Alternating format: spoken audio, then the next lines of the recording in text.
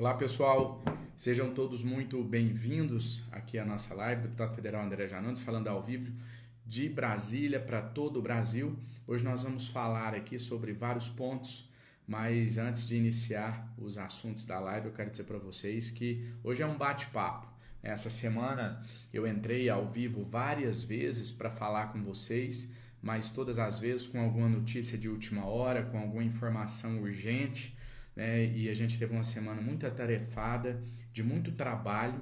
Às vezes a gente entra, dá a notícia e já tem que sair para voltar para o plenário ou para voltar para o gabinete para continuar trabalhando. Hoje, domingo, já à noite de domingo, o objetivo que essa live aqui é fazer um pouco diferente do que a gente fez durante a semana, fazer uma live um pouquinho mais longa e principalmente com a participação de vocês, né? Quem me acompanha aqui muito antes de eu ser deputado federal sabe que eu sempre tive esse trato direto com vocês, esse trato intimista, né? Sempre com muita clareza, com muita transparência, dando a oportunidade de vocês também participarem das lives, mas por conta do excesso de trabalho por esses dias, pela iminente volta aí do auxílio emergencial, a gente tem feito as lives mais corrido do que o habitual e eu tenho tido pouco tempo para dialogar com vocês. Então, hoje, domingo aqui, eu vou tentar pagar a minha dívida com vocês aí, pelo menos a dívida da semana, né? E colocar aqui um espaço para que vocês possam interagir também, tá bom? Então, para começar, eu quero dizer para você que está assistindo que você deixe o seu comentário aí, escreva aí a sua dúvida, tá? A live, como eu disse, repito, vai ser um pouco mais longa, uma live tira dúvidas, uma live para a gente bater papo, para a gente falar sobre o que aconteceu na semana, falar sobre as perspectivas para a semana que inicia e também para falar sobre aquilo que você vai sugerir. Então sugira aí nos comentários, eu vou estar lendo, claro que eu não consigo ler todos, mas eu vou selecionar alguns aqui e vou ler para que vocês possam participar comigo, tá bom? Então, para começar, aquele velho pedido, né, que você possa compartilhar a live. A gente não tem aí o espaço que o presidente tem em cadeia nacional quando ele quer, né, e várias outras autoridades. O espaço que a gente tem é a tribuna da Câmara dos Deputados e aqui a nossa rede social. Por isso, o velho pedido para que você possa compartilhar a live para que ela possa chegar até um número maior de pessoas, tá? Só vou ler o comentário de quem... Tô brincando, ia falar que só vou ler de quem compartilhar, brincadeira. Mas eu peço a você que quer contribuir aqui com o nosso trabalho, o simples fato de clicar aí no botãozinho de compartilhar, você já está ajudando, tá bom? Fiz essa introdução aqui para dar tempo do pessoal ir entrando também, né? O pedido de compartilhar eu sempre explico que quando eu entro, as pessoas que me seguem são convidadas a participar, mas quando você compartilha, os seus amigos também são convidados a participar, por isso a importância do seu compartilhamento, tá bom? Vamos lá, agora quem tinha que compartilhar já compartilhou, prometo que eu não vou ficar pedindo para compartilhar mais, eu sei que enche o saco, né? E vamos agora ao que interessa. Pessoal, antes da gente falar sobre auxílio emergencial, eu acho que é o que a maioria aqui quer saber, apesar de que a gente não teve muita novidade aí de sexta para cá, né? Sexta-feira foi quando eu fiz a minha última live, a minha última transmissão ao vivo, mas essa semana teve um outro assunto também muito importante, né? A chamada PEC da imunidade, que estava para ser votada na Câmara dos Deputados, ela foi admitida na Câmara dos Deputados e foi apelidada aí pelas redes sociais, inclusive, de PEC da impunidade. Tá só atualizando vocês para vocês entenderem, porque com certeza vocês leram algo sobre isso daí. A PEC da imunidade é uma PEC que, na prática, ela proíbe a prisão de parlamentares. Era isso que estava em discussão, né? Casos muito extremos, somente casos de tortura, de racismo, de flagrante delito, e olhe lá, né, os pouquíssimos casos em que a prisão ainda seria permitida, também teria uma série de exigências. Não poderia mais um ministro apenas decretar a prisão, tinha que ser todo o plenário do STF. Essa prisão seria cumprida nas dependências do Congresso Nacional, um absurdo transformar o Congresso Nacional em uma cela, né, para que aqueles parlamentares que fossem presos. Então essa era a proposta da chamada PEC da imunidade, que logo ganhou o apelido aí nas redes sociais de PEC da impunidade. Então tentaram enfiar a goela abaixo, tentaram aprovar essa PEC essa semana, mas nós conseguimos impedir.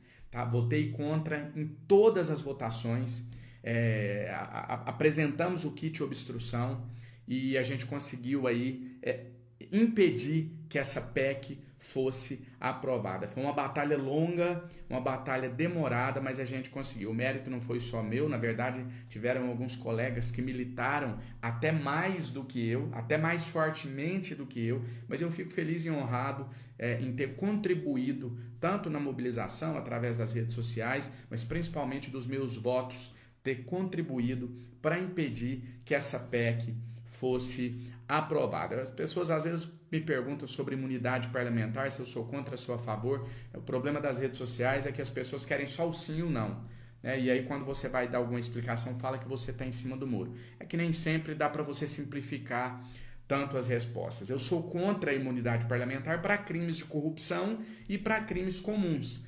Eu sou a favor da imunidade parlamentar naquilo que diz respeito ao exercício da atividade parlamentar. Ou seja, eu sou a favor que eu não seja preso por fazer uma crítica a um colega deputado na tribuna, que eu não seja preso por adentrar um órgão público, uma prefeitura e a fiscalizar ali. Nessas situações, eu sou a favor da imunidade parlamentar. Para crimes de corrupção, eu sou contra totalmente a existência da imunidade parlamentar. Toda crítica ela deve ser aceita, né? É diferente de pedir fechamento do Congresso, de atentar contra a democracia, mas críticas elas sempre devem ser aceitas. A gente só não pode confundir críticas, né? E até mesmo ofensas, xingamentos, isso não pode ser confundido com pedido de fim da democracia, de fechamento do Congresso Nacional. Isso eu não compactuo de maneira alguma, mas a liberdade de criticar dentro dos limites democráticos, a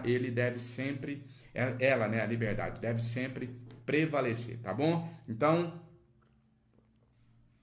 lutei bravamente ao lado de alguns colegas aí e a gente conseguiu impedir a aprovação da PEC da imunidade, que seria, sem dúvida nenhuma, um grande retrocesso no combate à corrupção também, né? Não só, mas também no combate à corrupção do nosso país, tá bom?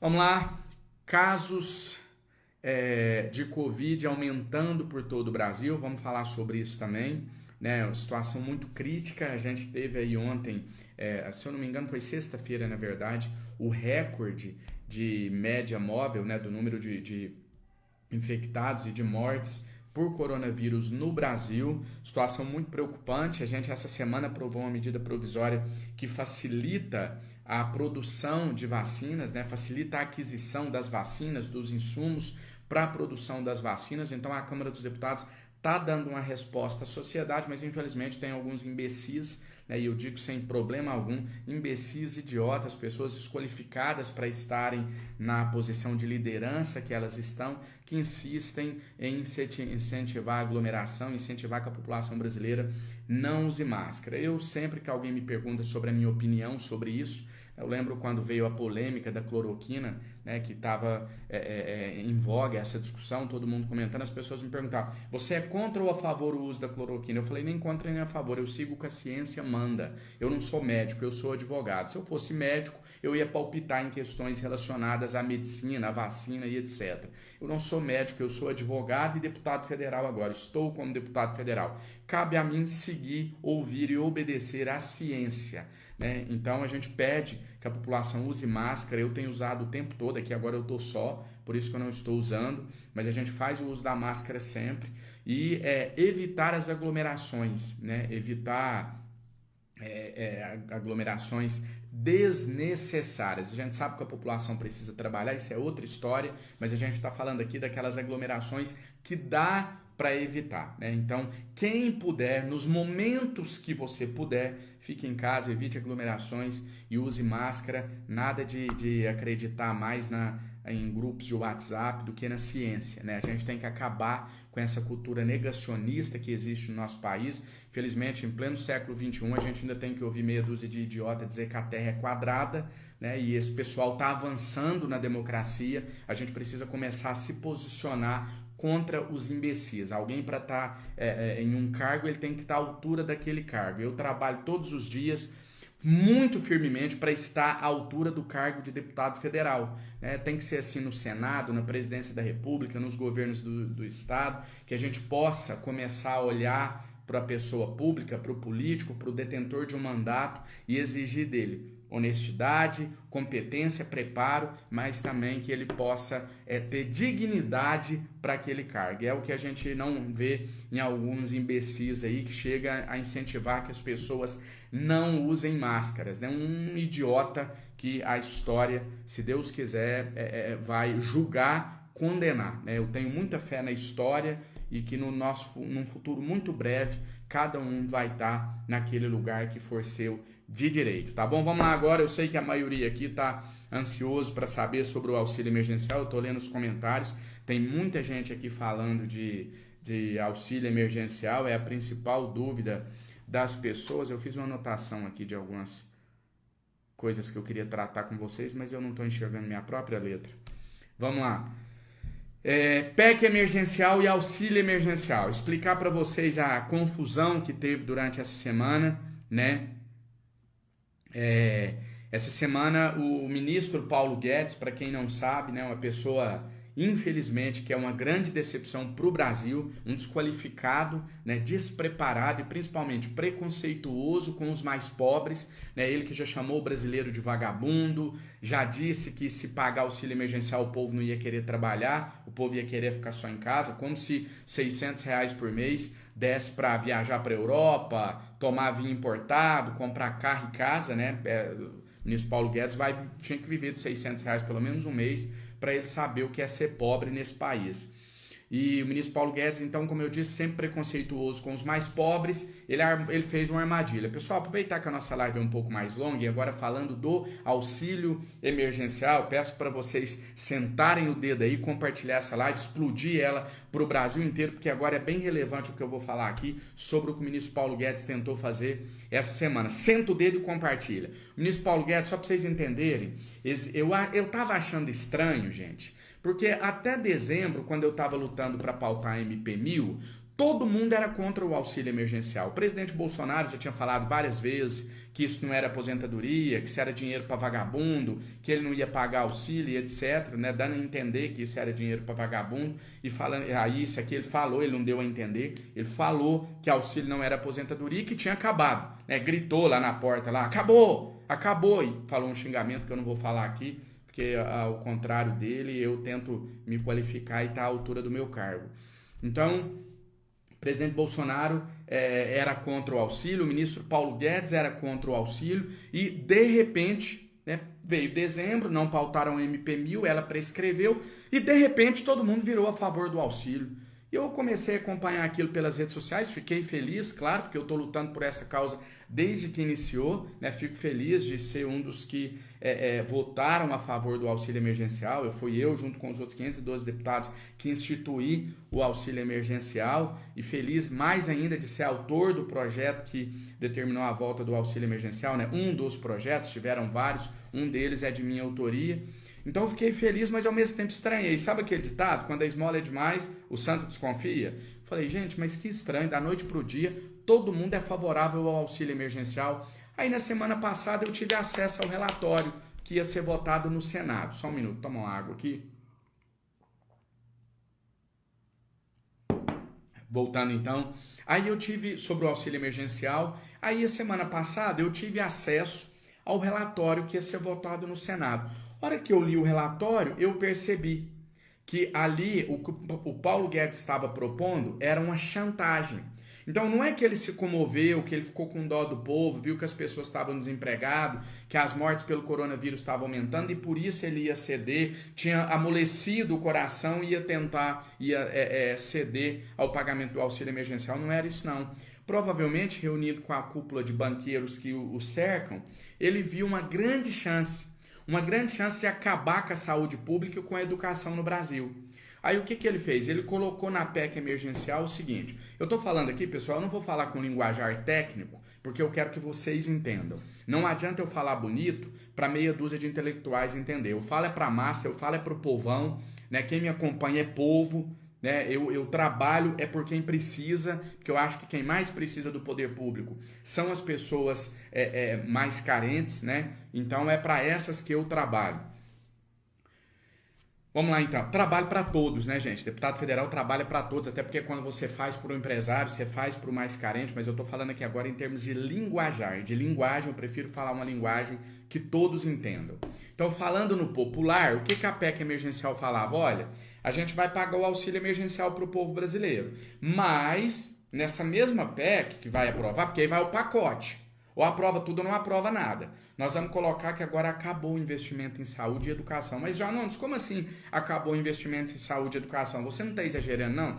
Vou explicar para vocês. Hoje, na Constituição Federal, existe o mínimo que você tem que aplicar. 25% na educação, 15% na saúde. Então, o poder público ele é obrigado a aplicar aqueles valores em saúde e educação. Troquei. Eles são... Isso, 25 e 15. Tem gente aqui perguntando se os percentuais são esses. 25 e 15. E aí tem gente que não consegue entender que tirar a obrigatoriedade é o mesmo que acabar com a saúde e educação, porque aí o povo vai ficar refém. Aí o prefeito vai chegar lá e falar, não, esse ano eu não quero aplicar nada na saúde nem na educação. Mas prefeito, tá faltando médico, agora não vai ter mais nenhum médico para atender, o hospital vai fechar. Não, não tem problema. A gente vai ter que contar, teria que contar, né, se tivesse passado, porque... Graças a Deus e principalmente a Deus e a mobilização de vocês, a gente conseguiu reverter isso.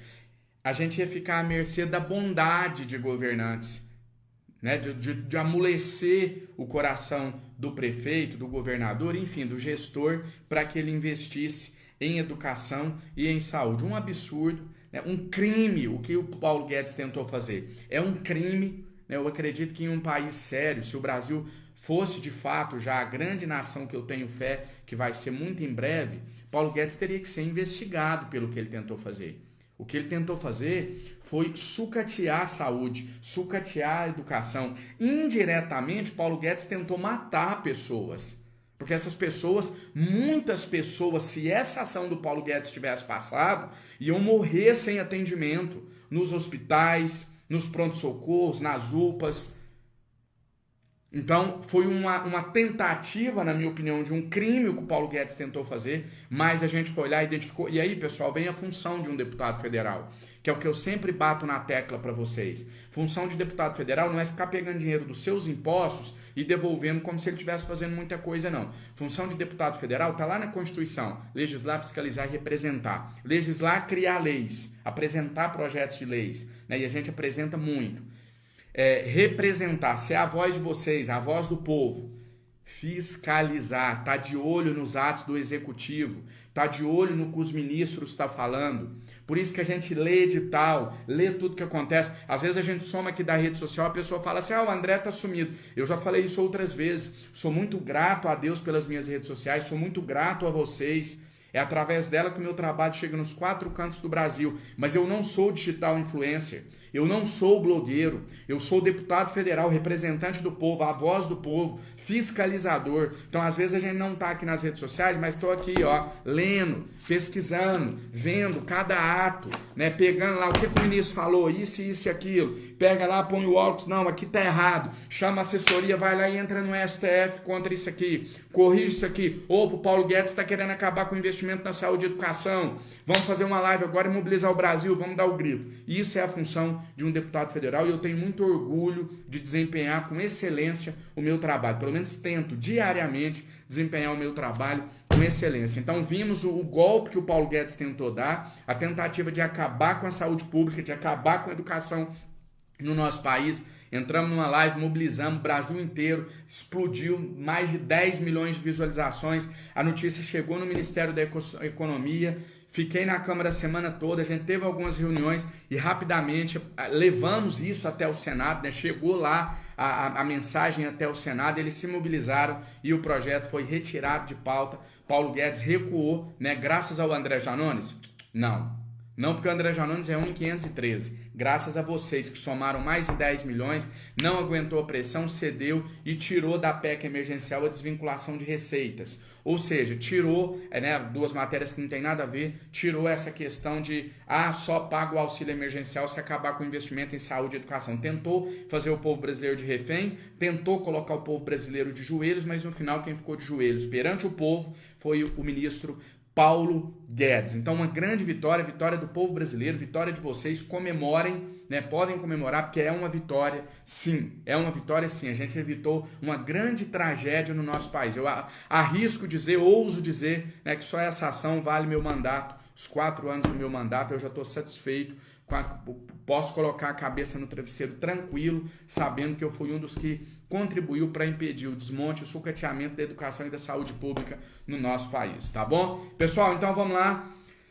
Isso foi o que de mais relevante aconteceu na semana. Agora vamos falar do auxílio emergencial de fato, Vamos falar aqui sobre a expectativa do valor das parcelas, do recebimento do Bolsa Família e das cotas em dobros para as mães monoparentais, conhecidas aí popularmente, eu não gosto dessa expressão, mas é o que todo mundo conhece como mãe solteira. Senta o dedo, compartilha a live, vamos partir agora para o terceiro e último bloco aqui, vamos dizer assim, da nossa live. Pode deixando os comentários aí que eu tô lendo.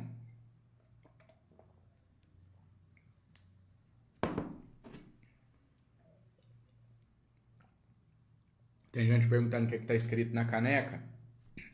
Pra cima deles, tamo junto. Formato da bandeira do meu querido e amado estado de Minas Gerais, mineiro com muito orgulho.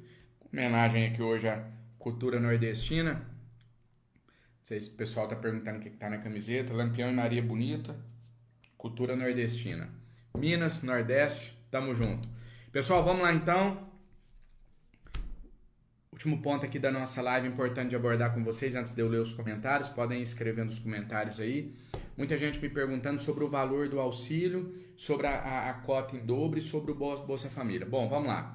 Cota em dobro para mães monoparentais. Nada foi falado ainda. Eu vou estar essa semana com o presidente do Senado e vou buscar informações acerca disso. Isso não foi debatido ainda. Segundo ponto. Aí duas coisas diferentes aqui, Valor do auxílio e se os beneficiários do Bolsa Família serão incluídos. Sobre os beneficiários do Bolsa Família serem incluídos ou não, eu tenho 90% de certeza que eles serão incluídos, tá? 99%. Por que eu não falo 100%? Porque não bateu o martelo. Ninguém se posicionou de forma oficial falando que os beneficiários do Bolsa Família serão incluídos. Mas por tudo que a gente tem participado, a minha ida lá no Ministério da Economia, as nossas idas na Câmara essa semana, todas as reuniões que a gente fez, é fato, os beneficiários do Bolsa Família serão incluídos. Tá? Eu não posso dar 100% de certeza, tem alguns irresponsáveis aí, jornalista, que às vezes fala, mas é verdade, já está confirmado.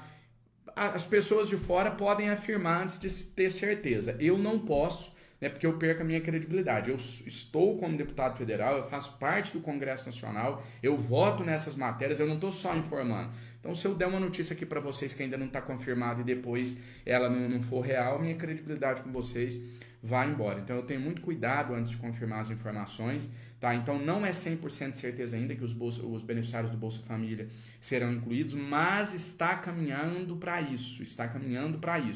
Tá? Mais de 90% certo que serão. A não ser que tenha uma reviravolta, um revés aí, tudo indica que serão. Vamos com calma, mas está caminhando para confirmar. Terceiro ponto, valor do auxílio. Muitas matérias noticiando que vai ser R$250. R$250 já foi conquistado. A nossa luta agora é para aumentar. Março do ano passado, o governo federal, o ministro Paulo Guedes, queria dar R$200. Quando chegou no Congresso, a gente brigou, batalhou, foi uma guerra dura, mas a gente foi e conseguiu chegar até R$500.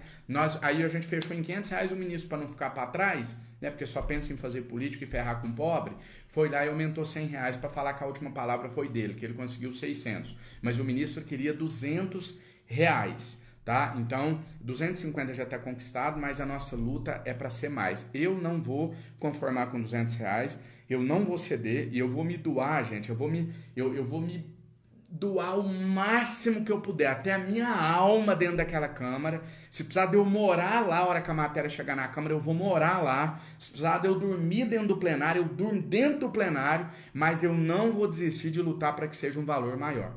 Tá? A gente quer no mínimo R$500. Claro que o ideal é R$600, mas para a gente ter uma margem de negociação, o mínimo que a gente aceita é R$500 no valor do auxílio emergencial, tá bom? Só passar para vocês agora o trâmite, antes de eu ler os comentários aqui, só passar para vocês os trâmites. Essa semana está prevista a votação da matéria no Senado Federal. Então é muito provável que haja votação no Senado Federal e aí vai para a Câmara dos Deputados. Acredito eu que já na outra semana. É uma expectativa aí de ir até nessa, mas é muito improvável. O que está pintando é que vá na outra semana, na semana do dia 8, né? Dia 8, segunda-feira, sessão na terça, dia 9. Seria mais ou menos essa data que a matéria chegaria na Câmara. É aí que eu vou precisar de vocês. Aí a briga é conosco. Porque enquanto está lá no Senado, são os senadores que decidem, né? Então a gente só pode pressionar, conversar, ir atrás do presidente do Senado, conversar com ele, conversar com outros colegas senadores. Essa articulação política a gente pode fazer. Agora, lutar mesmo, ser protagonista, brigar, falar pelo povo brasileiro é a hora que a matéria estiver na Câmara dos Deputados. E na hora que estiver na Câmara, aí eu preciso de vocês. Aí nós vamos mobilizar, nós vamos parar esse país se preciso for, mas nós vamos brigar até o último instante para que esse auxílio seja de, no mínimo, R$500. Essa é a nossa luta, a minha, a sua e a de todo o Brasil. Estou contando com vocês, esse é o caminho. Aí lá, pessoal, vou usar a tribuna, vou falar, vou brigar, vou tentar negociar, vou tentar articular, vou apresentar projeto, eu vou brigar por vocês até o último segundo, tá? Para que a gente possa chegar aí nesse valor mínimo de R$500. Essa é a nossa grande expectativa e vai ser nesse momento que eu vou precisar de você que está me assistindo agora. Eu falo olhando dentro dos seus olhos. Fica atento às minhas redes sociais. E quando a gente convocar, vocês veem que eu não entro aqui todo dia, a gente entra quando tem notícia. Né? Como eu disse, às vezes a gente deixa de fazer live, as pessoas criticam, falam mal. O André Janone sumiu. Não sumiu, a gente está trabalhando. O meu trabalho não é só na rede social, igual tem alguns aí que infelizmente fazem vídeo, bate na mesa, mas não apresenta trabalho nenhum. Eu não, eu trabalho, eu tenho trabalho real. Eu vou para a Câmara dos Deputados todos os dias e sempre que dá eu entro aqui para passar para vocês, para informar tudo que está acontecendo. Essa é a minha maneira de fazer política, transparente, olho no olho, falando diretamente com vocês. Então eu entro quando tem algo relevante para falar. Então fique atento às minhas redes sociais, aqui no Facebook, lá no Instagram. Quem não segue é só ir lá, @André Janones. Sempre que tiver algo relevante eu vou entrar aqui, porque a gente é um só, eu, vocês, o povo, todos nós somos um só e é nós que estamos conseguindo essas conquistas para o povo brasileiro. Imaginem essa pandemia sem auxílio emergencial, né? Sem vacina, sem UTIs, seria muito mais crítico ainda. Então a gente está aí tomando a frente, né, nessa falta de liderança no nosso país hoje. Né? Infelizmente o nosso país não tem mais referências de grandes homens públicos, né? E a gente precisa disso, a gente precisa ter essa postura, a gente precisa liderar, a gente precisa tomar as rédeas da situação. Eu estou pronto para isso e a gente tem feito isso junto com vocês, junto com o povo brasileiro, povo, deputados, todos uma só força. É assim que a gente tem conseguido algumas vitórias, muito poucas, é verdade, mas vitórias que já ajudam a minimizar, né, a impedir uma tragédia ainda maior durante a pandemia. Então sempre que eu entrar aqui é porque tem algo relevante. Hoje é uma exceção, fazendo um bate-papo aqui, nada de relevante aconteceu, mas sempre que eu entrar ao vivo para fazer uma convocação, vem comigo, que é isso que vai fazer a diferença na vida do nosso povo, do nosso país. Pessoal, só ler uns comentários aqui. Concorda aqui, a Kelly Teles está dizendo: muita enrolação para ajudar o povo, parece que estão fazendo favor enquanto eles votam aumento para eles na calada da noite, bando de safado. Kate Teles, só uma observação: ajudar o povo não, né? Nem ajuda é. Eu acho a situação é pior do que você está falando. Eu vejo muitas pessoas falando esmola, não sei o que. Isso não é esmola, isso é seu dinheiro, dinheiro dos seus impostos, e o mínimo que nós, classe política, temos que fazer é voltá-lo para você. A Maria Lima está dizendo: parabéns, André Janones, Deus é contigo. Parabéns mesmo, você luta pelo pobre, você se fala, parabéns, que Deus te abençoe e te dê muita força. Amém, Maria Lima, obrigado pela força. O Edeir Araújo dizendo: amigo André Janones, esses preços absurdos das mercadorias, o que vocês estão fazendo para ter o preço justo? Eu já apresentei vários projetos de lei nesse sentido para tentar minimizar aí, né? A gente colocar um percentual mínimo de produção consumida, que é um mínimo de produção de produtos produzidos no Brasil que sejam aqui também consumidos, né? A limitação das exportações, a gente já debateu, já discutiu isso com vários economistas, já apresentamos o projeto de lei, infelizmente ainda não chegou no plenário, eu vou ver essa semana se consigo um requerimento de urgência para que essa matéria seja votada, porque a alta dos preços é sem dúvida nenhuma, ao lado da alta dos combustíveis, da vacina, do coronavírus e do auxílio emergencial, as causas do Brasil no momento, beleza? Pessoal, um abraço, muito obrigado pela audiência, fiquem com Deus. Essa semana, uma semana que promete, né? Como eu disse, a briga é no Senado, mas a gente vai tentar articular, vai tentar sensibilizar os senadores, mobilizar várias reuniões, vários acontecimentos. Se Deus quiser, a gente está caminhando aí para algumas notícias boas para o povo brasileiro. Boa entre aspas, né? Bom mesmo será quando essa pandemia acabar. Infelizmente isso não está no nosso controle, mas eu acredito que já está perto do fim, logo, logo. Nossa vida volta ao normal, tá bom? Um abraço a vocês, que Deus abençoe nossa semana e vamos junto até o final.